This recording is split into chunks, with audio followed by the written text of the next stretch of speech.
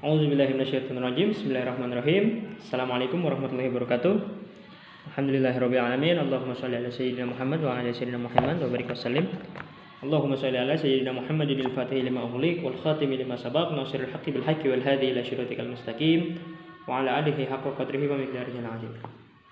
Alhamdulillah, untuk anak-anakku di pagi hari ini, kemarin kita sudah mempelajari tentang sholat Jumat ya. Kita sudah bahas semuanya tentang tata caranya, tentang syarat sahnya, syarat wajibnya ya. Dan kita ini harus membiasakan yang namanya sholat Jumat ya.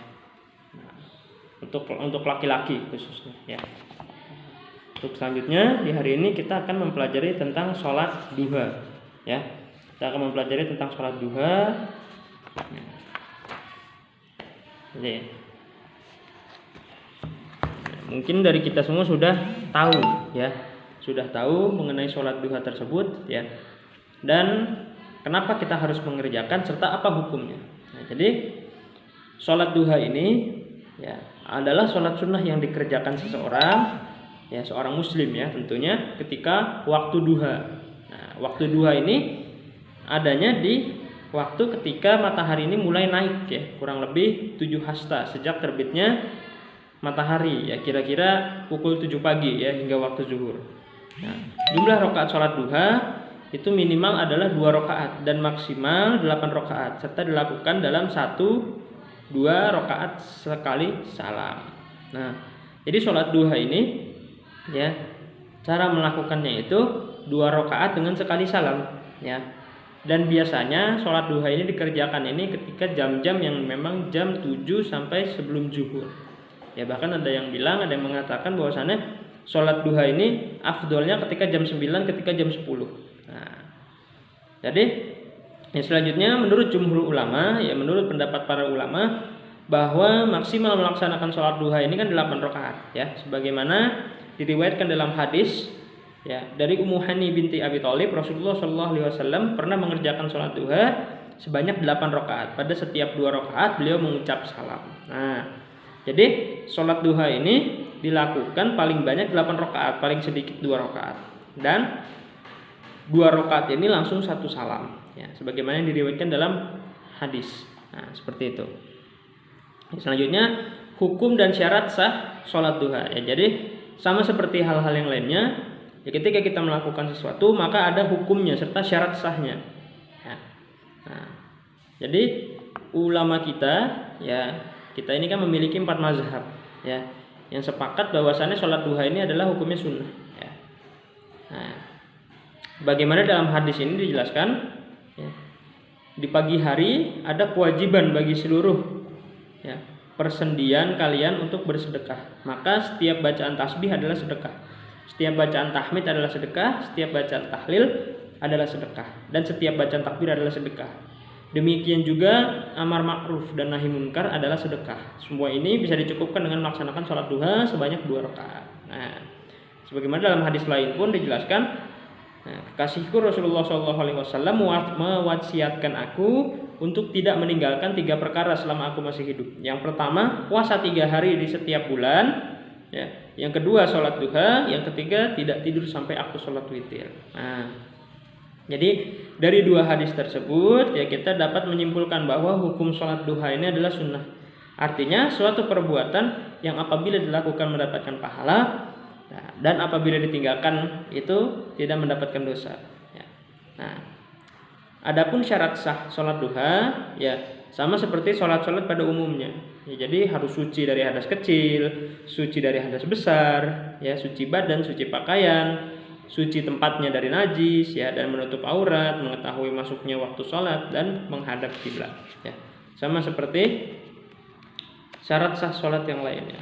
Nah, lalu waktu pelaksanaan duha ya, tadi kita sudah membahas ya, waktu pelaksanaan duha ini biasanya dari matahari ini memang sudah terbit ya, sudah agak tinggi tapi belum sampai tengah-tengah ya, sekitar jam 7 sampai jam 10-an, sampai sebelum zuhur ya. Tuh. Nah, tapi ada waktu yang paling utama untuk melaksanakan sholat duha, yaitu 1/4 siang, ya sekitar pukul jam 8.30 ya. Maka pada waktu itu ya Rasulullah itu sering melakukan sholat duha, ya. Nah, namun ketika di zaman Rasulullah belum ada yang namanya jam, ya. Lalu bagaimana cara mengukur waktunya? Nah, ketika zaman Rasulullah, ya, waktu sholat duha ini ditandai dengan padang pasir yang mulai terasa panas dan anak unta mulai kepanasan. Ya, di dalam sebuah hadis diriwayatkan bahwasannya Zaid bin Arqam melihat orang-orang yang mengerjakan sholat, ya, melihat orang-orang yang mengerjakan sholat duha di awal pagi. Lalu dia berkata, tidakkah mereka mengetahui bahwa sholat di selain waktu itu lebih utama? Sesungguhnya Rasulullah SAW bersabda, sholat orang awabin, ya, atau orang yang taat kepada Allah adalah ketika anak unta mulai kepanasan. Nah, ini waktu pelaksanaannya ketika di zaman Rasulullah, ya, karena belum ada jam. Jadi ditandai dengan hal seperti itu, ya, karena ketika itu kan hidupnya itu kan di padang pasir, ya. Jadi ketika memang anak-anak unta ini sudah mulai kepanasan, maka itu sudah ada tandanya, sudah mulai agak siang, ya. Sudah mulai menjelang siang tapi belum siang, ya. Nah, maka dari itu di zaman dahulu itu kita mengetahui masuknya waktu duha itu seperti itu. Nah, karena di zaman sekarang ini sudah modern, sudah ada jam, ya. Nah, kita hanya tinggal melihat jam saja, kapan waktu sholat duha itu telah datang. Nah, seperti itu, ya. Oke, baik. Selanjutnya ada tata cara sholat duha, ya, serta doa setelah sholat duha, ya, bahkan sampai keutamaan sholat duha. Nah, ya. Tata cara sholat duha, ya, sama seperti sholat yang lainnya, ya. Membaca niat, membaca takbiratul ihram, ya. Nah, yang harus diketahui, niat sholat duha itu seperti ini. Usolli sunnatan duhai, ya, atau usolli sunnatan duha rakaataini lillahi ta'ala. Nah, karena sholat duha ini dilakukan sendiri-sendiri, ya, maka sholat duha ini diniatkan, ya, niat dengan sendiri, bukan berjamaah. Tapi kalau misalkan kita mengerjakannya bareng-bareng, ya, mengerjakannya biasanya kalau di sekolah itu kita suka melaksanakan sholat duha yang bareng-bareng, ya, berjamaah. Nah, sebenarnya sholat duha itu bukan maksudnya dikerjakan secara berjamaah. Memang dikerjakannya sendiri-sendiri, ya, dengan niat sholat sendiri, tapi kita mengerjakannya itu bersama-sama, ya, gitu. Tetap masuknya sholat sendiri, tapi bukan masuk ke dalam sholat berjamaah, ya, seperti itu. Nah, lalu sama, ya, seperti sholat, ya. Ya, kita harus menghadap kiblat, takbiratul ihram, membaca Al-Fatihah, membaca doa surat pendek, ya, membaca surat pendek, ya, lakukan ruku, i'tidal, sujud, ya, sampai akhir. Nah, jadi sholat duha ini tidak jauh beda dengan yang namanya sholat biasa, ya, seperti itu. Nah, nih biasanya ketika sholat duha ada yang ketika rakaat kedua ini setelah ruku, i'tidal, ya, sebelum sujud itu membaca kunut. Ya.